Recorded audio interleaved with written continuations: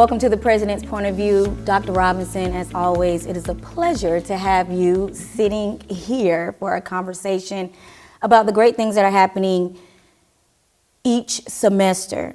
But this episode is going to be a little different. This is our culminating episode where we can discuss the great things that are happening or that have happened every day at FAMU. And that's, I kind of stole that line from you. So that's okay. Okay, awesome. So on this episode, Dr. Robinson, we are excited that this isn't a farewell. This is a new beginning to your next steps. You'll be returning back to the university. Is that correct?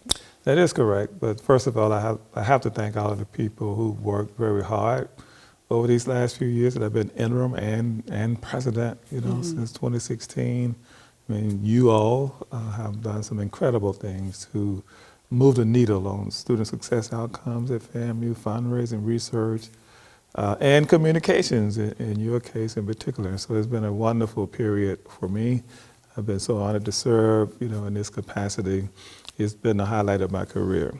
I do look forward, however, to this 1 year sabbatical. I will do some things to, sharpen my skills on some of the research that I've done and some other things. And then I'll come back in a year as a distinguished professor. I'm already a distinguished professor that the board awarded me with that honor several years ago. And I'll come back in my role as a professor in the School of the Environment, where my career started at FAMU as a visiting professor in 1995, and then professor director of what was then the Environmental Sciences Institute in January of 1997.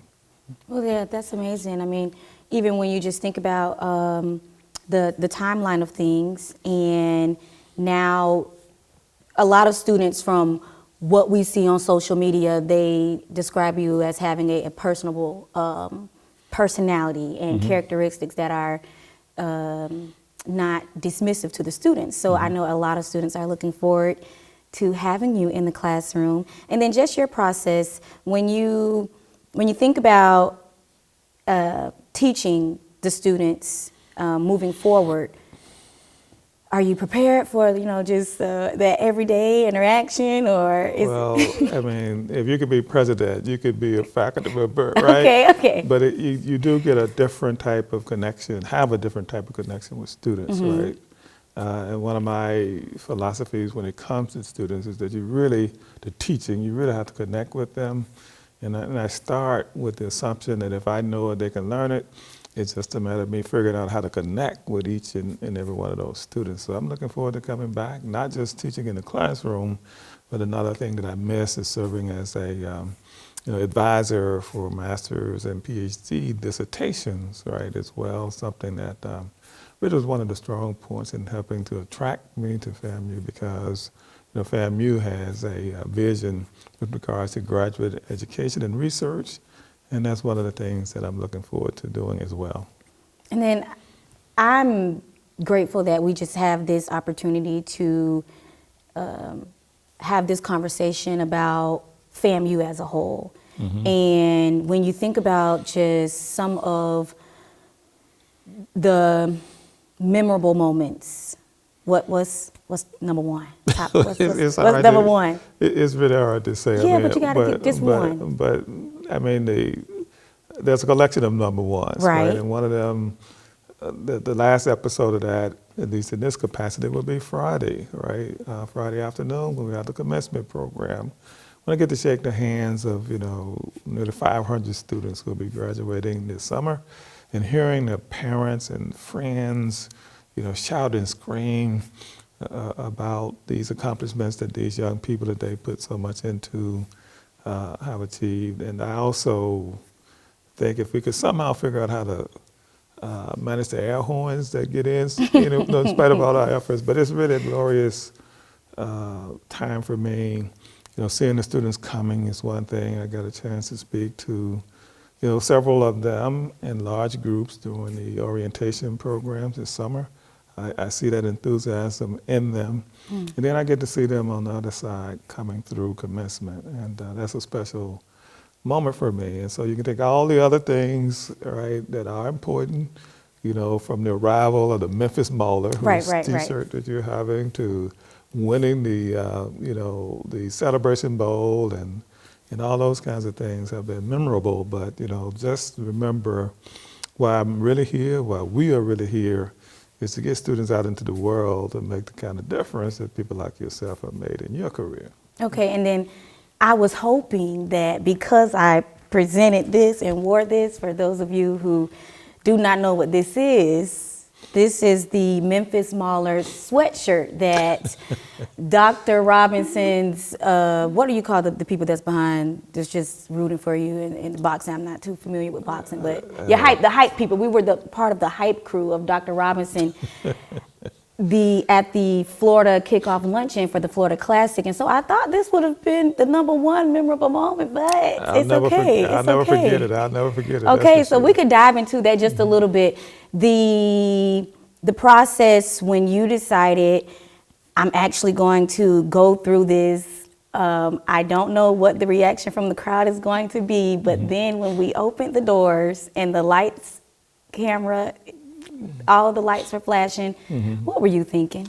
I'm thinking, well, I may not survive this, but I'm going to do it anyway. Now, I was really just as excited as you were, right? I mean, the crowd, I mean, they were just sort of off the chain. They didn't know what was happening, and there I came in with my hood on, my boxing gloves. It was a lot of fun. So I'll never forget that moment for sure.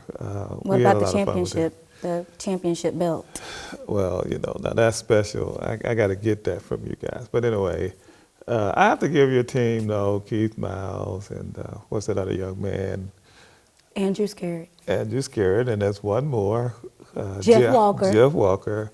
Jeff probably has the greatest imagination of anybody Definitely. I've met, and you know, we you know, you guys came up with that way back, you know, August, September of last year, and you know, I had to think a long time about whether or not, you know, it would be appropriate to do it. But you know, our friends at Bethune-Cookman, they're wonderful.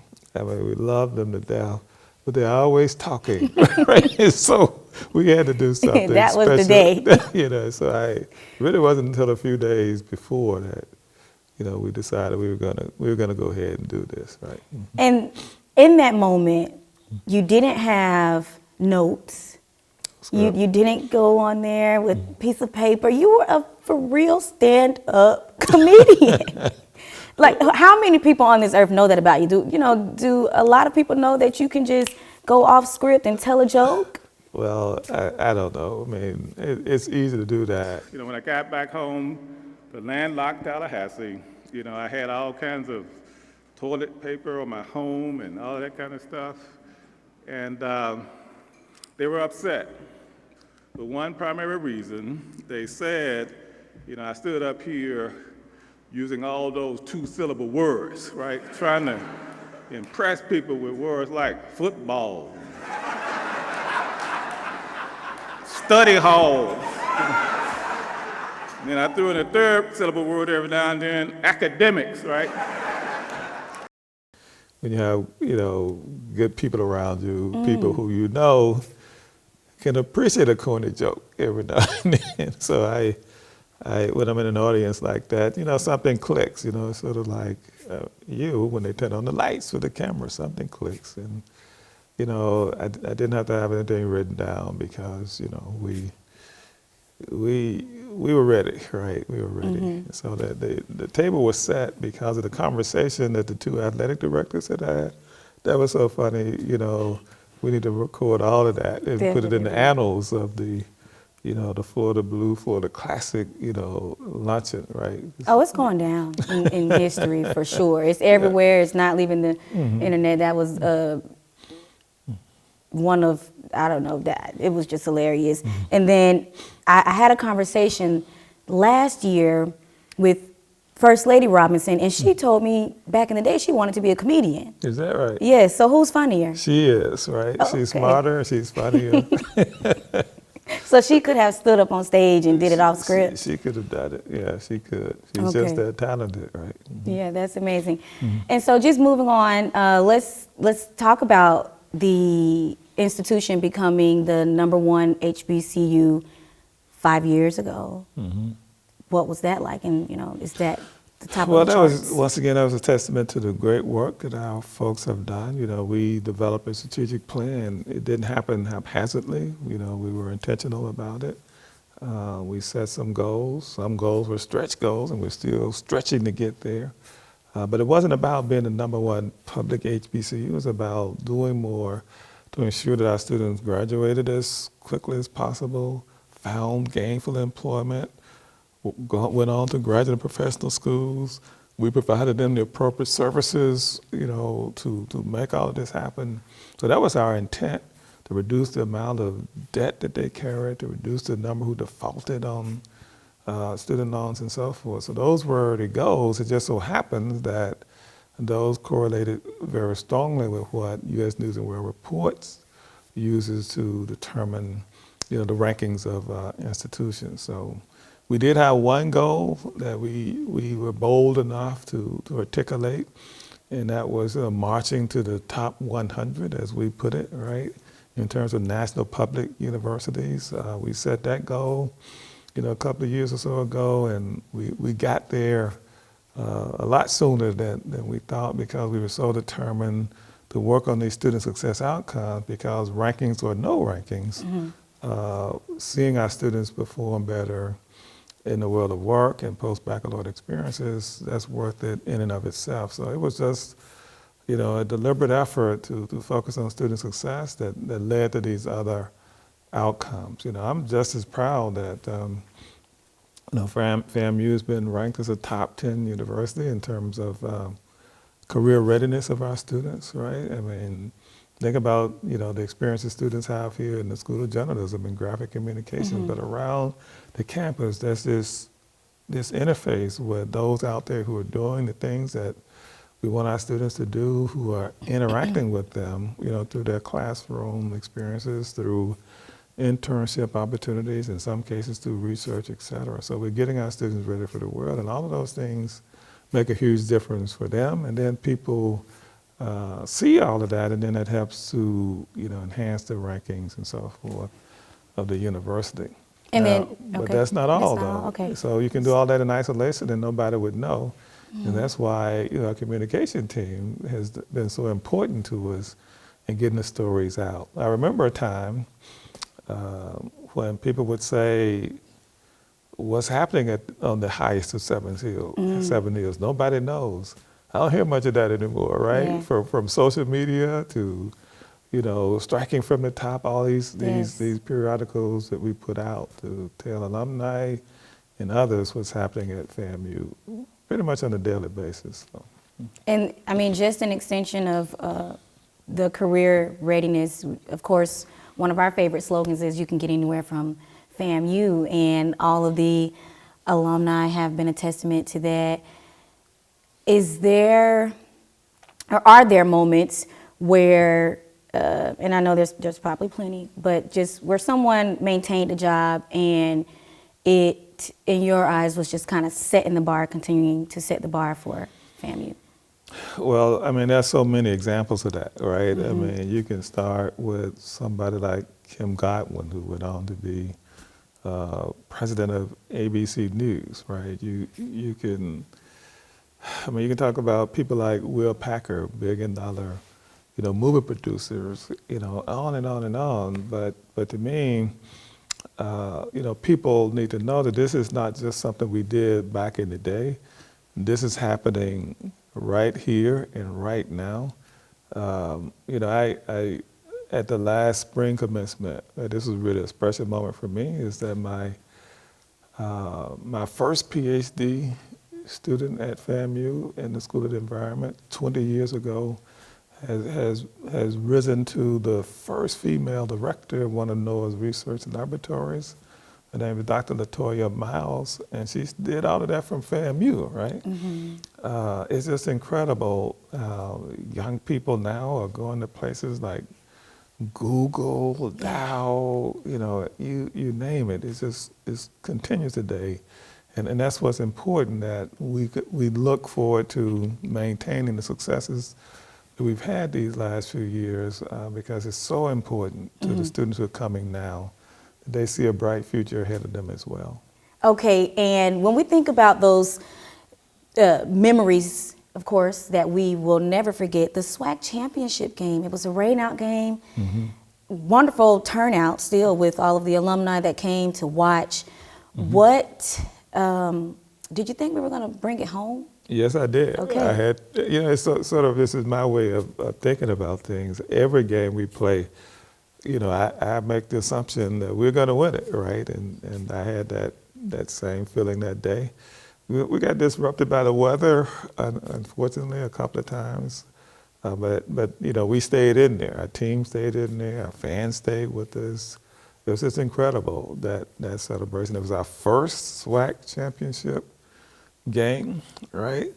But I don't think it's going to be our last. But it was an exciting moment for us. We had just earlier that season, renovated Bragg Memorial Stadium, named the field after Ken Riley, and a NFL Hall of Famer, former quarterback here.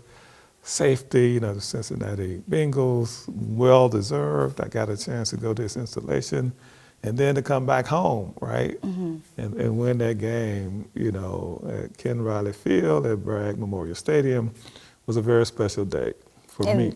Just moving forward to the Celebration Bowl, I mean, it was just back-to-back special days. Yeah, it was, it was interesting though, because, we had commencement, which is one of those things I am not going to miss as president, that night before, right? And our commencement program starts at 6, supposed to end around 8. Sometimes it goes a little bit longer.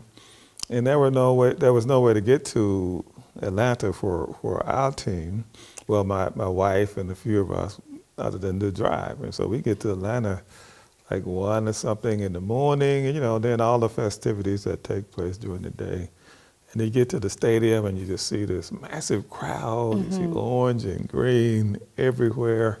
And the fans, just great. The team is pumped. And, on top of all of that, you have the Vice President of the United States of America, in attendance at the game. So it just made it very, very special. Of course, the Rattlers won, made it even more special, but it was a very, very special time for the university, I think. Yes, yes, it was. Let's see, what else is on our memory list? Anything that you can think of that maybe, it may not be the highlight for everyone, but it is a highlight for the university academically? Yeah, so it's interesting, I talk about FAMUs Impact, right? And sometimes you get a greater sense for that outside of Tallahassee, outside of Florida, than you do inside. About a month ago, well, at the beginning of this month, we attended a conference that was organized by the Dean of the School of the Environment called the Food, Energy, Water, Climate Nexus Summit in Durban, South Africa, by an institution there called the Mangosuthu University of Technology, right? An international conference. We were able to, through an anonymous donor, send about 14 to 15 students from the School of the Environment. But people came from Africa, Europe, Asia, et cetera. Really incredible. They had a night of distinction where they honored, 5 or 6 people who the organizers thought had contributed a lot to that summit over the years, as well as to this whole issue of food, water, energy nexus, climate nexus, and solutions. And I sat at a table next to a gentleman, this is just incredible, who in a sense was the solitary board chair or member for Mangosuthu University of Technology. And the first thing he did was to show me his FAMU watch. He had been a postdoc at the Joint Engineering School back in the day, when Dr. Humphreys was president. Sybil Mobley was the dean of the School of Business and Industry. And he said that experience touched him more than anything anything else.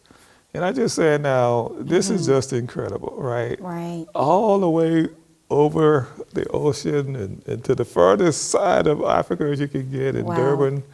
You know, it's just incredible that FAMU's reach is that far. And so it just made me realize how special this place is. And most people, I think it would be great if we all recognize that and just keep pouring into that. Because the world has such high regard for this place. You can't measure it, right? I keep saying you can't measure it by any set of metrics. It's something that has grabbed onto people's hearts and soul that's going to stay with them forever, right? And by the way, that wasn't my first visit to South Africa or to Mangosuthu University of Technology. In fact, I had a grant back in the 99, 2003 era from the United States Agency for International Development that was designed to help some of those South African so-called technicons, which were junior colleges, by their definitions, move on to four-year status. And I'm proud that we, FAMU, played a role in that conversion from Mangosuthu Technology to Mangosuthu University of Technology. It's really incredible. But anyway, there's one story that shows that FAMU's impact is global, right? It can't be denied. Awesome. And while Dr. Robinson is here, and I know the audience is probably expecting you to give us something that we like to do at football games.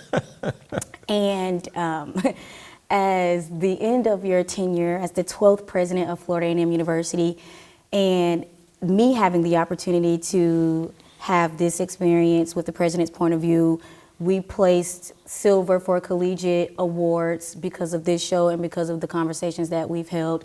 So it is also an historic moment for us in the Office of Communications, for the School of Journalism, for everyone who's worked towards this show, and it's been phenomenal. So I would love if you could do the Rattler chant, and I'm going to join you. I'm going to do the stumping, and you will look at the camera and do your thing, and I'm going to do mine. Is that okay? That's fine. I did want to add one more. Okay, please. One more thing here.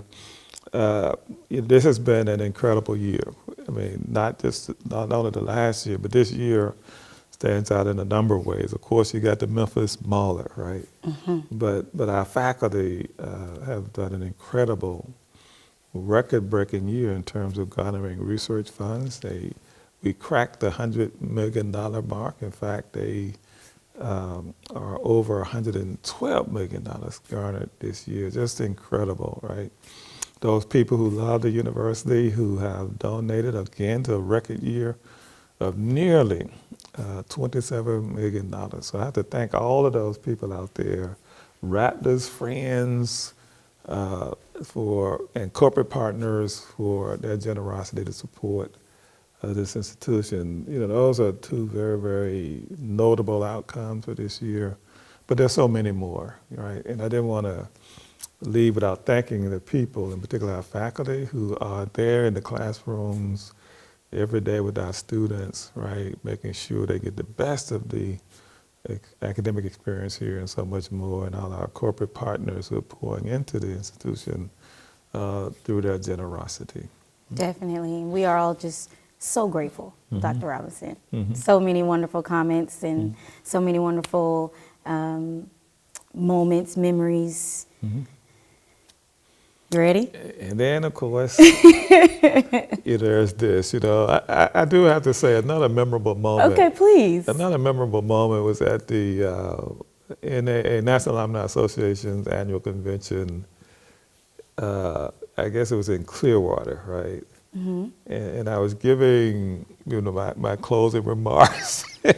That's a great one. And somebody started playing, a gospel theme song. And I said that there'll be many challenges along the way.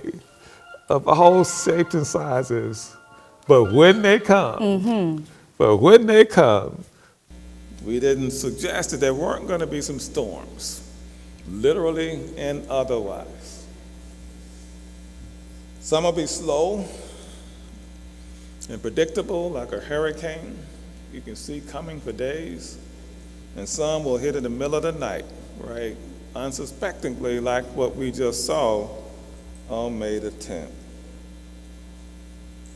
But when they come, right?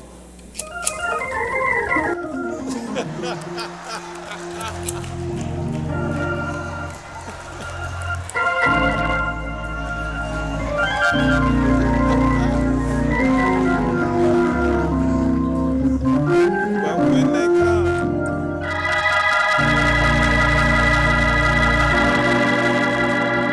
we'll do what rappers always do.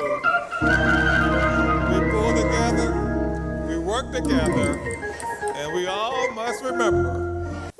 Please remember this. When the dark clouds gather on the horizon, when thunder and lightning fill the skies, when fate is but a grin in the eye of a falling rattler, and hope's a lost friend, when the sinew of the chest grows weary from those hard-charging linebackers, and the muscles in the legs grow tired from those hard-charging running backs, you must always remember that the rattlers will strike and strike and strike again. Let's go, FAMU. Woo! Thank you, Dr. Robinson. Thank you.